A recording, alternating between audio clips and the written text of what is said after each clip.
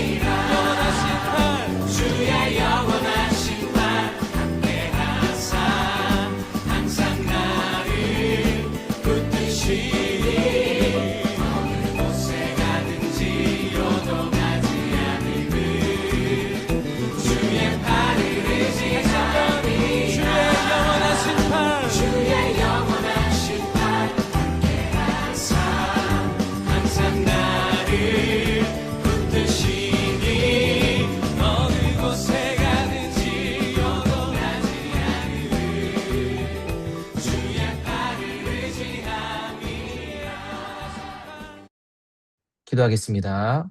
하나님 감사합니다. 오늘 주의 날 하나님을 예배하고 주님 앞에 우리의 마음을 드리는 귀한 시간을 허락해 주셔서 감사합니다. 하나님께 나아감이 우리 모든 심령에게 큰 은혜요 복임을 이 시간 고백합니다. 주께로 오는 자 우리 주님께서 그 모든 사람들을 품으시고 어떠한 상태, 어떠한 모습이든지 주님께서 우리를 품어주심으로 오늘도 우리 가운데 참된 평안과 기쁨을 주시고 계심을 믿습니다. 하나님, 우리의 연약함들, 부족함들, 그것마저도 우리 주님께서 십자가의 보혈로 덮어주셔서 감사합니다. 우리가 때때로 연약함으로 인해서 우리 스스로를 자책하거나 때로는 그 부족함으로 인해서 원망하는 많은 순간들이 있지만 그러나 우리를 바라보는 것이 아니라 주의 십자가를 바라보므로 다시 한번 우리를 일으키시고 또 우리를 대신하여 그 모든 죄를 짊어지고 가신 그리스도를 바라보는 삶이 되게 하여 주옵소서. 순간순간 우리의 걸음걸음마다 우리와 동행하시며 우리를 인도하시는 주의 손길을 바라보게 하시고 결국에 우리를 가장 좋은 곳으로 인도하실 하나님의 선한 계획을 붙들며 그 계획 안에서 믿음으로 살아갈 수 있는 저희의 삶이 되기를 소망합니다. 날마다 성령의 음성에 귀 기울이며 성령께서 우리에게 주시는 참된 기쁨과 은혜를 누리며 살아가는 귀한 삶이 되게 하여 주옵소서. 오늘도 하나님의 말씀을 기대합니다. 주신 말씀 붙들고 한 주간을 살아갈 때 그 말씀이 살아있고 운동력 있는 말씀이 되어 우리의 삶에 선한 영향을 미칠 수 있는 능력의 말씀 되게 하여 주옵소서. 감사드리며 예수님의 이름으로 기도하였습니다. 아멘. 사도신경으로 신앙 고백하겠습니다. 나는 전능하신 아버지 하나님 천지의 창조주를 믿습니다. 나는 그의 유일하신 아들 우리 주 예수 그리스도를 믿습니다. 그는 성령으로 잉태되어 동정녀 마리아에게서 나시고 본디오 빌라도에게 고난을 받아 십자가에 못 박혀 죽으시고 장사된 지 사흘 만에 죽은 자 가운데서 다시 살아나셨으며 하늘에 오르시어 전능하신 아버지 하나님 우편에 앉아 계시다가 거기로부터 살아있는 자와 죽은 자를 심판하러 오십니다. 나는 성령을 믿으며 거룩한 공교회와 성도의 교제와 죄를 용서받는 것과 몸의 부활과 영생을 믿습니다. 아멘. 아멘. 축복합니다. 특별히 유럽에서 여행 중이신 우리 양윤정 집사님 축복합니다. 또 양 목사님 축복하고요. 성경 봉독하겠습니다.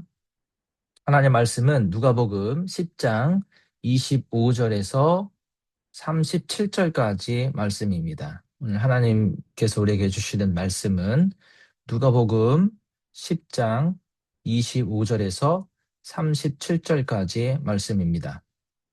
어떤 율법 교사가 일어나 예수를 시험하여 이르되 선생님 내가 무엇을 하여야 영생을 얻으리이까?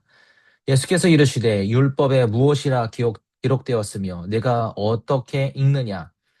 대답하여 이르되 내 마음을 다하여 목숨을 다하여 힘을 다하며 뜻을 다하여 주 너의 하나님을 사랑하고 또한 내 이웃을 내 자신같이 사랑하라 하였나이다. 예수께서 이르시되 내 대답이 옳도다. 이를 행하라. 그러면 살리라 하시니 그 사람이 자기를 옳게 보이려고 예수께 여짜오되 그러면 내 이웃이 누구니이까? 예수께서 대답하여 이르시되 어떤 사람이 예루살렘에서 여리고로 내려가다가 강도를 만나매 강도들이 그 옷을 벗기고 때려 거의 죽은 것을 버리고 갔더라. 마침 한 제사장이 그 길로 내려가다가 그를 보고 피하여 지나가고 또 이와 같이 한 레위인도 그곳에 이르러 그를 보고 피하여 지나가되 어떤 사마리아 사람은 여행하는 중 거기 이르러 그를 보고 불쌍히 여겨 가까이 가서 기름과 포도주를 그 상처에 붓고 싸매고 자기 짐승에 태워 주막으로 데리고 가서 돌보아 주니라. 그 이튿날 그가 주막 주인에게 데나리온 둘을 내어주며 이르되 이 사람을 돌보아 주라.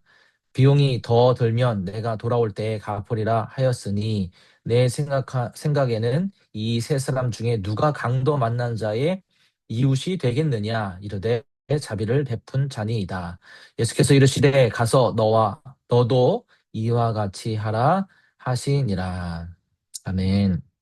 네, 오늘 누가복음 10장 25절에서 37절까지의 이 말씀은 아, 사마리아 아, 사마리아에서 있었던 사건을 다루고 있습니다.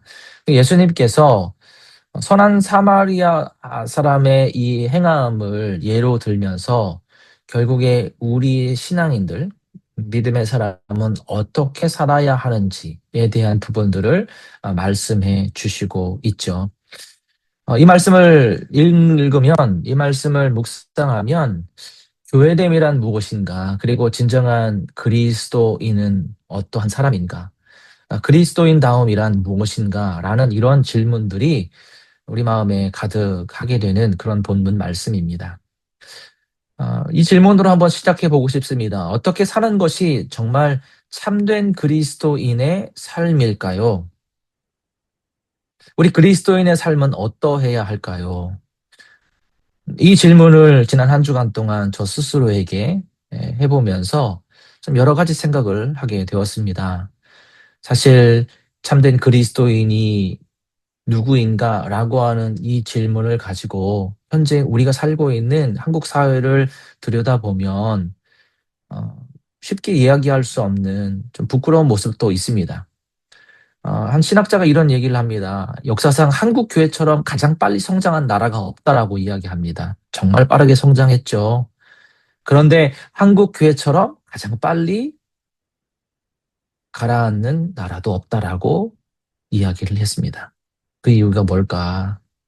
여러 가지 이유들이 있겠지만 교회의 교인들 아는 것은 정말 많은 것 같습니다. 얼마 전에 한 집사님을 만났는데 요즘 히브리어 공부를 하고 있대요.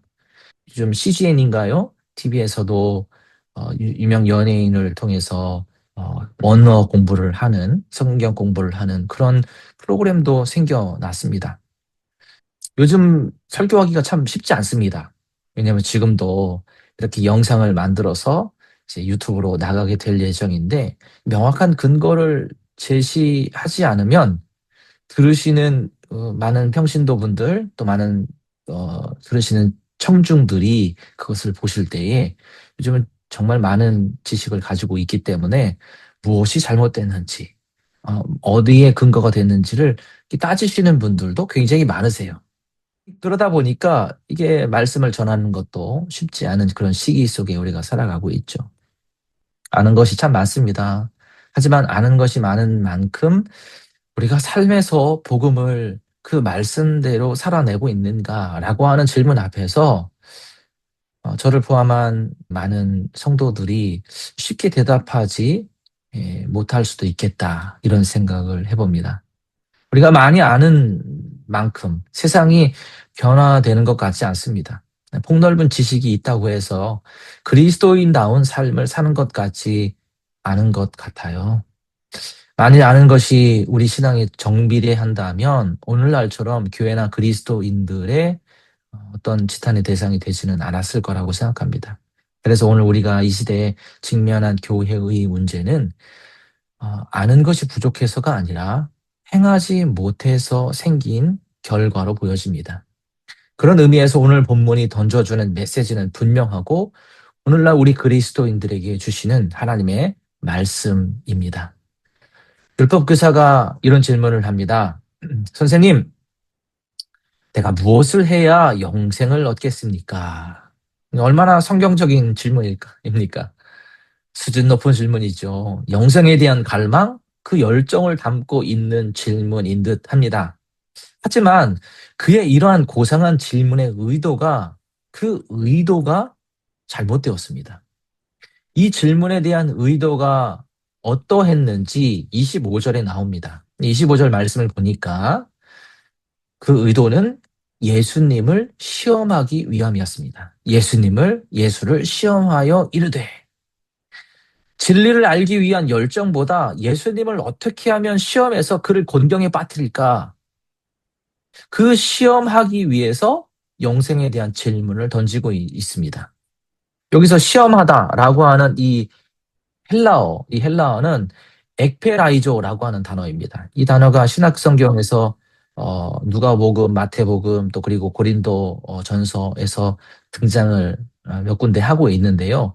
그 사용이 한결같이 예수님이 악한 세력으로부터 시험받을 때, 마귀로부터 시험받을 때 사용되었던 단어입니다.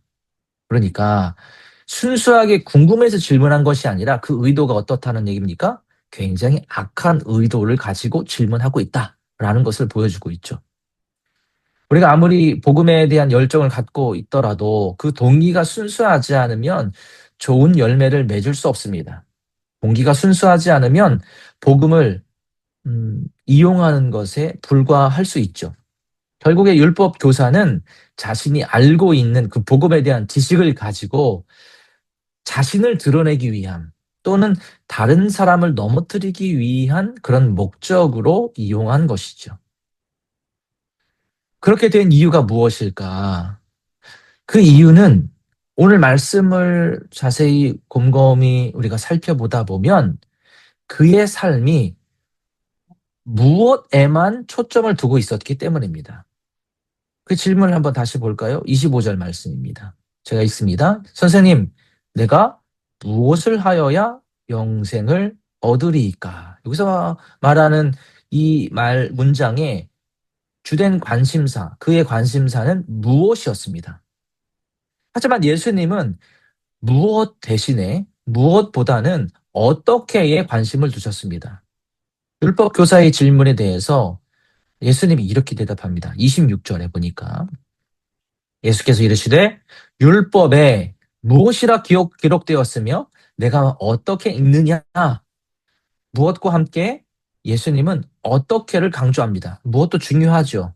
하지만 더 중요한 차원을 이야기하는데 그것은 무엇이냐면 어떻게라고 하는 우리가 어떻게 살아가는지에 대한 그리고 어떻게 살아가는 것이 진정한 그리스도인의 삶인지에 대한 그 어떻게를 강조하고 있는 부분이에요.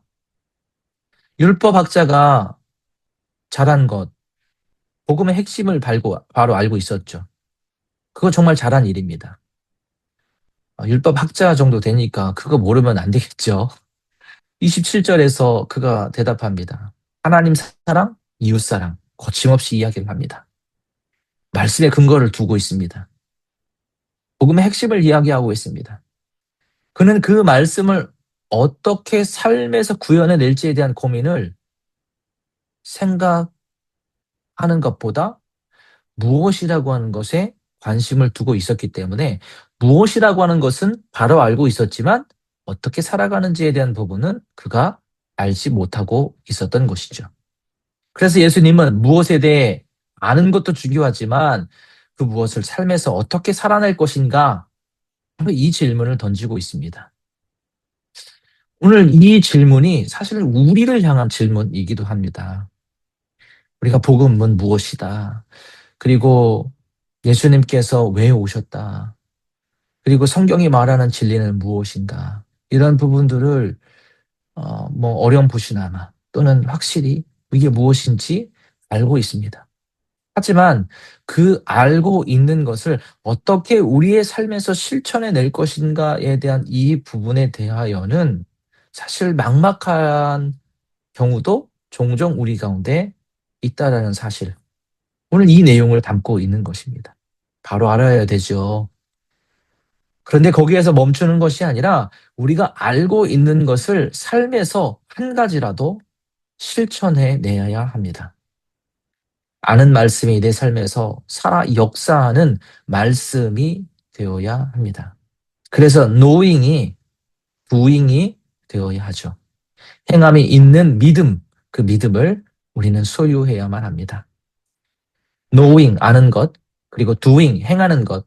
이 knowing과 doing의 조화를 이루기 위해서 우리는 우리의 동기와 태도를 매일매일 점검해야만 합니다. 제가 잘 아는 어떤 한 분의 그 카톡방 슬로건이 한때 동기와 태도였습니다. 그런데 이 동기와 태도라고 하는 이 문구를 생각해 보면 우리 삶에 어떠한 태도, 어떠한 자세로 우리의 삶을 살아가야 할 것인가에 대한 부분을 잘 성찰하게 하는 것 같아요. 동기, 그게 순수해야죠. 그리고 그게 진리에 부합해야만 합니다. 하지만 그 동기를 가지고 행하는 우리의 삶의 태도, 그것은 우리가 가졌던 동기와 부합되어야 하고 그 삶의 태도가 그 동기대로 실천될 때 그렇게 되기를 원하는 마음, 그 마음에서 그 문구를 적어 놓았다고 생각합니다. 이것이 사실 우리 그리스도인의 삶이어야 하지 않을까 싶습니다. 저와 여러분의 관심사는 어디에 있습니까? 무엇에 있습니까? 아니면 어떻게 살아가는지에 대한 부분입니까? 우리 그리스도인은 무엇을 우리의 삶에서 어떻게 살아내야 할지에 대해서 깊이 고민하고 살아가는 사람들입니다. 무엇을 아는 것도 중요하지만 어떻게 그것을 우리가 알고 있는 그 무엇을 구현해내고 실천해야 할 것인가 이것을 고민하는 이번 한 주가 되었으면 좋겠습니다.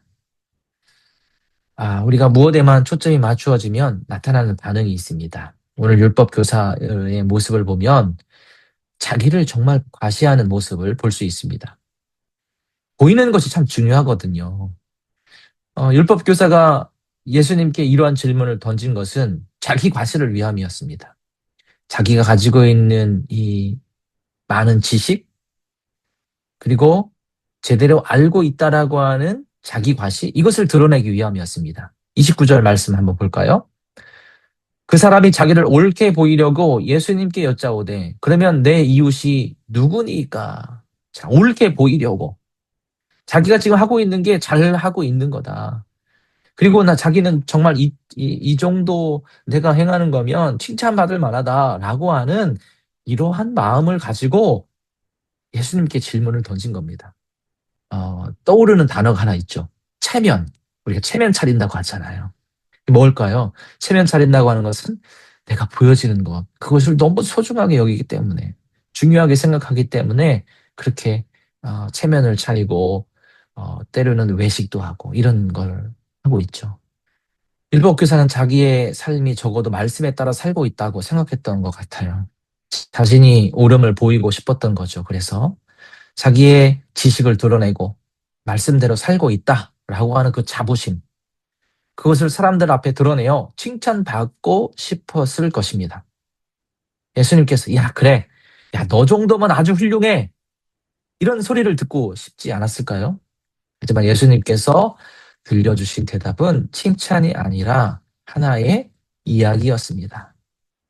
어떤 사람이 예루살렘에서 여리고를 지나가다가 강도를 만납니다. 강도 만난 그 사람이 다 뺏기고 정말 죽을 정도로 맞아서 쓰러져 있게 됩니다. 이때 지나가는 세 사람이 있죠. 첫 번째, 제사장입니다. 그런데 그 제사장이 그냥 지나치죠. 제사장은 어떤 사람입니까? 하나님의 사람입니다. 하나님께서 기름 부어 주신 사람이죠. 하나님의 뜻을 대언하는 자입니다. 그런데 그 사람이 맞아서 죽을 지경에 있는 이 사람을 그냥 외면하고 지나치죠. 레위인도 마찬가지입니다. 레위인도 지나갑니다. 하나님을 안다라고 하는, 그리고 하나님의 말씀을 누구보다 잘 알고 실천한다고 하는 그 레위인마저도 여리고에서 강도 만난 이 사람을 그냥 지나쳐 버립니다. 그런데 한 사마리아 사람이 그 여리고에서 강도 만난 이 사람을 보고서 그 사람을 보는 순간 불쌍한 마음이 들었던 거예요. 불쌍히 여겨 기름과 포도주로 상처에 붓고 싸매고 짐승에 태워서 주막에 데리고 가서 그를 돌보기 시작합니다. 여기까지 정말 훌륭하죠. 여기까지만 해도 정말 대단합니다. 그런데 그 기준을 한 단계 더 뛰어넘습니다. 숙박업소의 주인에게 돈을 주면서 죽을 뻔한 이 사람을 돌보아 달라고 부탁을 합니다. 저는 이 장면에서 큰 은혜를 받았습니다. 우리 그리스도인들이 이래야 되지 않나. 예수 믿는 사람들이 이런 모습으로 살아가야 된다라고 생각합니다. 그래서 저 스스로에게 다시 한번 다짐하는 시간이 되었어요. 사람들이 생각하는 그리스도인에 대한 기준들이 있습니다. 그러나 우리는 그 수준에만 머물러서는 안 됩니다. 그것보다 한 단계 더 뛰어넘어서 정말 하나님의 사랑이 무엇인지를 세상 사람들에게 보여줄 때에, 그때에 사람들이 감동하는 것이고, 그때에 하나님의 사람이 정말 다르구나라는 것을 세상 사람들이 깨닫게 되는 것이죠. 오늘 이 본문 말씀은 그것을 우리에게 말씀해주고 있습니다. 예수님이 무엇을 드러내고 있습니까? 사람들 앞에서 자기를 드러내고 체면을 중시하는 율법 교사, 너와는 달리 여기 이 사마리아 사람은 하나님의 말씀을 진실되게 실천하고 있어. 성경에서 말하는 그리고 네가 이야기했던 하나님 사랑, 이웃 사랑 그것을 아는 것에만 머무는 것이 아니라 실천하고 있어. 이게 바로 진짜 하나님의 백성이야. 진실한 하나님의 백성은 보이기 위함이 아니라 하나님 앞에서 진실되게 행하는 사람이어야 한다라고 하는 말씀을 전해주고 있습니다. 오늘 우리가 살아가는 우리의 삶의 모습, 그 모습이 이와 같아야 될 줄로 믿습니다. 저희 시골집에 CCTV가 설치되어 있습니다. 설치하게 된 이유는 어, 아버지께서 예전에 지갑을 놓고 바깥에 나갔다 오셨는데 지갑에 있는 돈이 없어졌다라는 거예요. 그래갖고 아버지가 큰맘 먹고 야 CCTV를 좀 설치하면 안 되겠니? 말씀을 해주셔서 제가 이제 가서 CCTV를 설치해 주고 왔어요. 근데 오늘 아버지가 이런 얘기를 하더라고요. 야야 저거 설치했더니 저거 못 쓰겄다 야 이러는 거예요. 아버지 왜 그러세요? 했더니 야, 나 빤스만 입고 있을 때도 있는데 그거 다 녹화되는 거 아니야? 누가 보면 어떡하냐? 이런 얘기를 하는 거죠. 그 이후로 아버지가 옷을 굉장히 단정하게 입기 시작하셨습니다. 제가 그 사건을 경험하고 나서 이런 생각을 해보았어요. 우리의 삶에는 다 CCTV가 있거든요. 하나님의 CCTV. 하나님이 다 지켜보고 계시잖아요. 이걸 표현하는 정신이 코람데오 정신이거든요. 코람데오라는 게 라틴어 코람에서 그리고 데오라고 하는 하나님 이 단어가 합쳐져서 나온 단어가 코람데오입니다. 그러니까 코람은 누구누구의 면전에서 누구누구의 앞에서라는 뜻이에요. 그래서 하나님 앞에서라고 하는 뜻이죠. 우리가 하나님 앞에서 지금 행하고 있다. 살아가고 있다. 오늘 이 말씀이 이 본문 말씀과 일맥상통한다고 생각합니다. 저와 여러분은 오늘 하나님께서 사랑하는 사람 뿐만 아니라 하나님이 우리의 삶을 주목하고 계신 그런 사람들이죠. 그런 모습을 우리가 기억하시면서 오늘도 하나님 앞에서 우리가 살아가는 그 모습으로 세상을 살아가는 저와 여러분 되시기를 예수님의 이름으로 축복을 드립니다. 자기 중심적인 사람은 늘 자신의 이웃이 누구인지에만 관심이 있죠. 내 이웃이 어디 있지? 내 사랑은 어디 있지? 나와 맞는 사람은 누굴까? 뭐 이런 생각을 합니다. 그런데 유대인들에게 이웃의 개념은 같은 유대인이었습니다. 이웃이라고 하는 이 헬라어를 보면 플래시온이라고 하는 용어를 사용해요. 근데 이 이웃이라고 하는 단어는 유대인들이 생각할 때 같은 동족 그리고 같은 종교를 가지고 있는 사람들의 국한된 용어입니다. 그래서 유대인들의 개념에서는 내 친구는 나와 같은 동족이어야 하고 나 같은 생각을 해야 되고 나 같은 신념을 가지고 있고 같은 생각, 같은 마음을 가지고 있는 사람이 나의 친구다라고 하는 개념이 있었던 거죠. 우리가 이런 관계라고 하면 굉장히 편합니다. 쉽습니다. 대가를 지불하지 않아도 됩니다. 그런데 오늘 예수님은 내 이웃이 누구인지를 찾기보다 나로 하여금 누군가의 이웃이 되라라고 말씀합니다. 물론 여긴 또 다른 그 전에 얘기할 게 한 가지가 더 있는데 뭐가 있냐면 우리의 이웃은 예수님을 믿든 안 믿든 세상 사람들이건 그리스도인이건 상관없이 우리 모두의 이웃이라는 점 그것을 전제하고 있는 겁니다. 그 이후에 그 위에 예수님께서 이렇게 얘기하는 것이죠. 내 이웃이 누구인지 찾기보다 더 중요한 것이 있는데 그것은 나로 하여금 누군가의 이웃이 되라라고 말씀하고 계십니다. 당신이 선한 이웃이 되어야 합니다. 이 말씀을 하고 있는 겁니다. 종종 하는 말이 있습니다. 그리고 청년들에게 제가 예전에 종종 했던 이야기가 있어요. 멋지고 좋은 남자, 그거 찾는 여자 청년에게 또 남자 청년에게 그리고 이쁘고 마음씨 고운 그런 여자를 찾는 남자 청년에게 야, 멋진 남자, 이쁜 여자 찾고 싶지? 그러면 네가 그런 사람 먼저 되면 돼. 제가 이 얘기를 늘 하곤 했습니다. 네, 그래야 되죠. 내가 매력적이어야 하죠. 내가 멋진 사람이어야 합니다. 그게 우선이죠. 물론 콩깍지가 쓰여서 그렇게 넘어오신 분이 간혹 있긴 하지만 쉽지 않은 일입니다. 우리 이곳에 함께 있는 신앙의 가족 공동체 여러분, 또 이 영상을 보는 한 분 한 분, 이 모든 분들, 나의 이웃이 누구인지를 찾기 이전에 내가 누군가의 이웃이 되기를 하지 마십시오. 누군가의 이웃이 되기를 결단하는 이 시간이 되기를 간절히 소망합니다. 이러한 사람들을 통해 하나님의 나라는 확장되어 왔어요. 앞으로도 이러한 사람들을 통해서 하나님 나라가 확장되어 갈 것입니다. 우리가 말로만 전하기보다 이 삶으로 어떻게 살아내야 할 것인가가 참 중요하다고 말씀드렸죠. 진정으로 누군가의 이웃이 되기 위해서는 말이 아닌 행함으로 그들에게 다가서야만 합니다.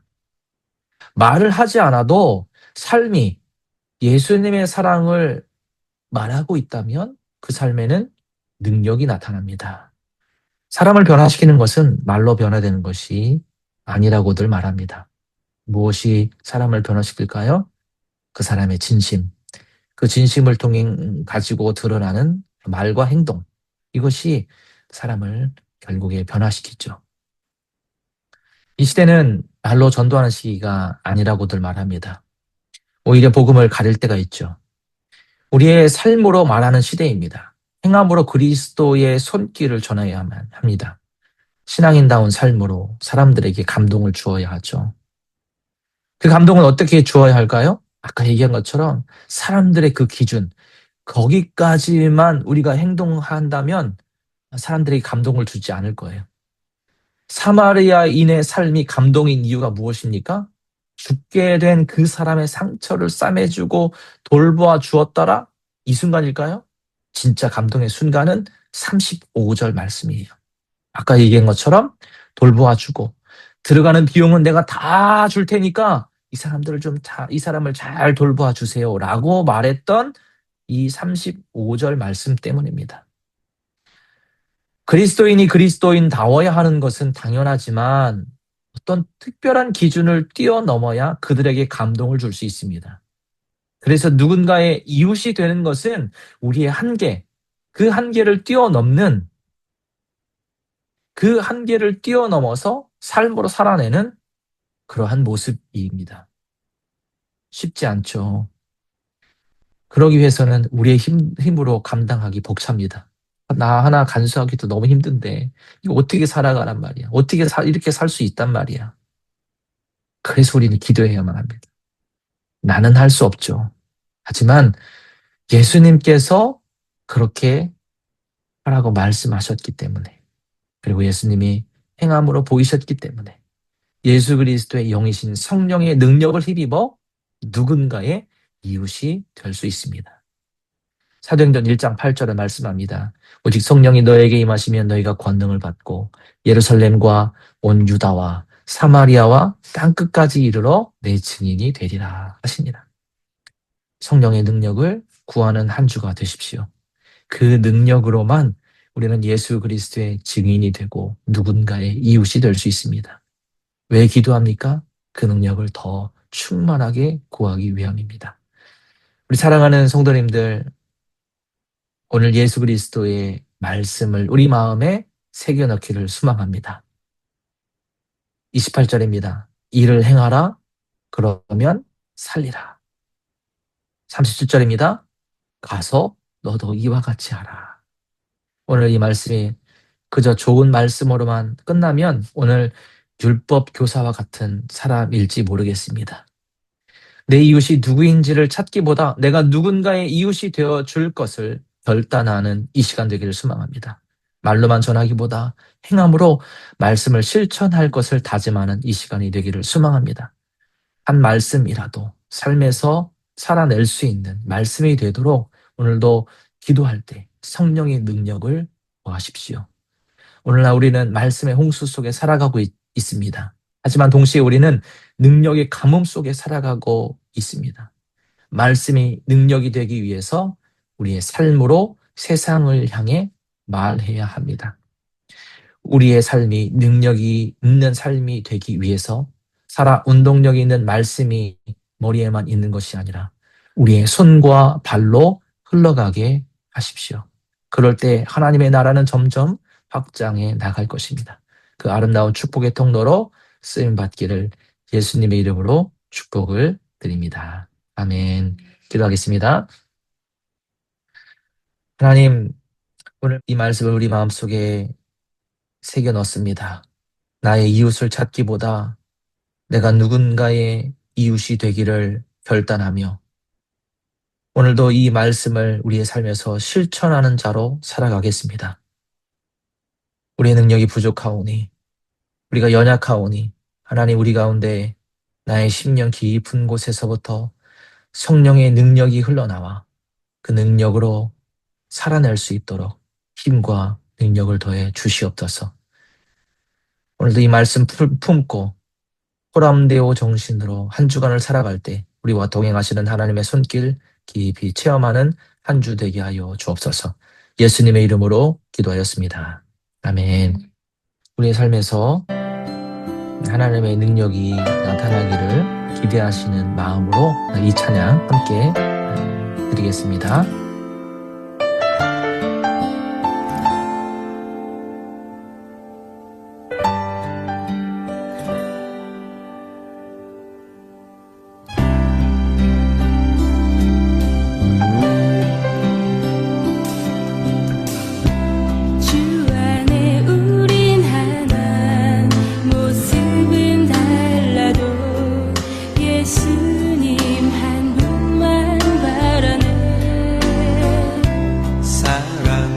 선행으로 서로를 격려해 따스함으로 보듬어 가리. 주님 우리 안에 함께 하시니 형제자매의 기쁨과 슬픔 느끼네. 내 안에 있는 주님 모습 보내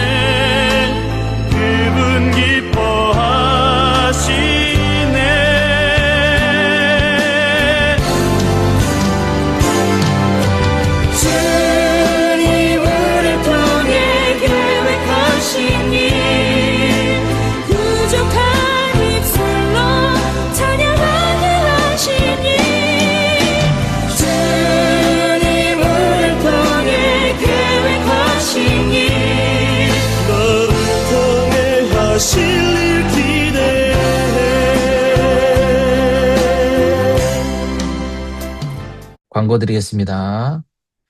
오늘 함께 하신 모든 분들 진심으로 환영합니다. 내일 귀국하실 것 같은데 우리 양현정 집사님 유럽 여정 중에 계신데 또 안전한 귀국 위해서 함께 기도해 주시기 바랍니다. 오프라인 예배가 17일 날 다음 주 주일에 있습니다. 오프라인 예배에 함께 참여하셔서 예배 드리시고 함께 교제 나누는 시간 갖기를 바랍니다. 기도하겠습니다. 이제는 우리 주 예수 그리스도의 은혜와 하나님 아버지의 크고 놀라우신 사랑하심과 성령님의 교제하시고 교통하심이 누군가의 이웃으로 살아가기를 결단하며 하나님 앞에서 행함으로 복음을 살아내기를 결단하는 모든 성도들 위해 가족과 사업과 직장 위에 이제로부터 영원토록 함께 하시옵기를 간절히 축원하옵나이다. 아멘.